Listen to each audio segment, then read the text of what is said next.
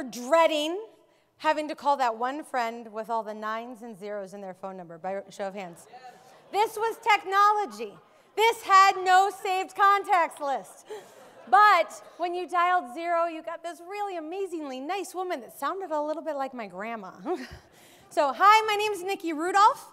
I have had a cell phone since 2004. I now have an iPhone, an iPod, an iPad, a MacBook, a Kindle, and 2 PC laptops at home. I have an unhealthy relationship with Google Docs, and I keep notes on my nieces through Snapchat because I love technology, because technology is the connector. My grandfather, who mowed Einstein's lawn, actually joined Facebook at age 87, not because he got peer pressure from his retirement community, but because he saw his 17 grandchildren connecting across the country just using Facebook. Through technology, you can connect with other professionals in a back channel of a conference that you're not even attending. You can collaborate with people in a Google Hangout. Heck, you can find new music on Pandora. You can learn the 10 things that leaders do before they have breakfast, the 20 things you should be doing in your 20s, the 5 things that geniuses do before bedtime. But most importantly, you can find out what Muppet you are. So for all the Snapchatting, the Googling, the Facebooking, technology is changing our brains. Nicholas Carr said that we have evolved from being the cultivators of personal knowledge to the hunters and gatherers in the electronic data forest. So authors like Powers and like Carr and like Turkle are showing how technology is changing our relationship with ourselves and our relationship with other people. Powers says that we have lost something of great value, the way of thinking and moving it through time that can be summed up in one word: depth. We are no longer the scuba diver who explores the great deep. We're on a jet ski skimming across the surface. When I read a book, I get lost in it, lose sense of time. But when I read an article online, I'm 3 clicks in and crap, what article was I reading? So Ray Hunko looked at in-class multitasking, and he found that Facebooking and texting in class actually had a negative impact on overall GPA.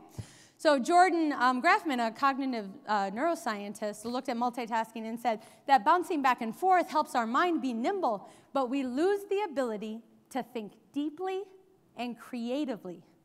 I don't know about you, but I don't want to lose my aha moments. So Powers, in his book Hamlet's Blackberry, pulls philosophers from across the ages. And I want to share with you some of my philosophers, some of the people in my life who are helping me get a sense of this technological maze. About 4 years ago, a group of women sat down for dinner at the Women's Leadership Institute, and we talked and we laughed. We had only known each other on Twitter mostly. Before that time, we shared a couple bottles of wine, and those people are now some of my nearest and dearest friends. So I want you to think about your network.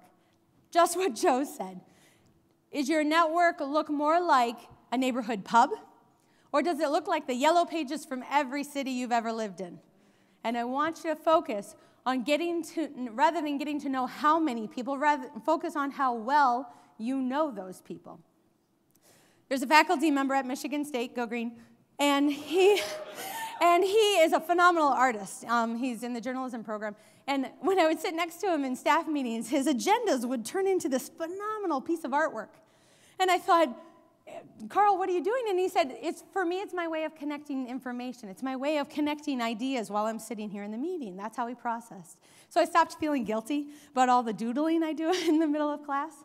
Whatever it is your creative stake is, whether it's doodling, whether it's talking out loud in the hotel room, whether it's just getting out and conversing with someone, whatever your creative outlet is, allow yourself to connect those ideas. Some of my best ideas come with a dog on my lap and I'm knitting. 20 seconds is a long time. In my residential college, there is an art gallery just down the hall from my office. And sometimes when I get stuck on a project, I walk down the hall and I take a look through the latest exhibit. And just getting away from the distractions of my office sometimes allow me to have that light bulb moment, and then I run back to my office and try to write it down. So I want you to think about it. Instead of emailing that colleague, go see them and actually talk with them. Walk around your building, go get a cup of coffee, just walk. Seriously, have you read all the bulletin boards in your building? But I want you, sometimes getting out of the rut is just getting out of your chair. My girls have taught me a lot, mostly not to take myself too seriously. So, thank you. And yes, what we all do matters immensely. And unfortunately, sometimes we do have to deal with life and death. But we truly are not so important that we have to ignore the people in front of us and take that phone call most of the time. I bet you at some point during this conference, you went up to someone and you said, "Hey, how are you?" And they went, "Oh, so busy." I want you to know that we are creating our own busy. Follow Ed's advice. Turn off the email alerts. Turn off the text alerts. And for Pete's sake, come up with something more creative than busy. Ever since I was 5 years old, my father has owned a little cabin on about 120 acres in the upper peninsula of Michigan, otherwise known as God's country. And the one thing that he demanded of us is that we were quiet in the woods. And because of that, I know what it sounds like when a partridge takes off and you hear this huge drumming. And I have had a baby mink walk across the toe of my boot, all because I learned how to be quiet. So I want you to think about it. Power says to choose one idea a day to think about more deeply, to train your brain to tune out the chaos. If you're stuck behind a train, that's universe's way of telling you to think more deeply. So I want you to be present. I want you to be creative. I want you to wander. I want you to laugh. And I want you to allow yourself to be quiet. The Roman philosopher Seneca said, to be everywhere is to be nowhere. And if you're not going to take my advice, well, hell, listen to Mr. Rogers. Thank you.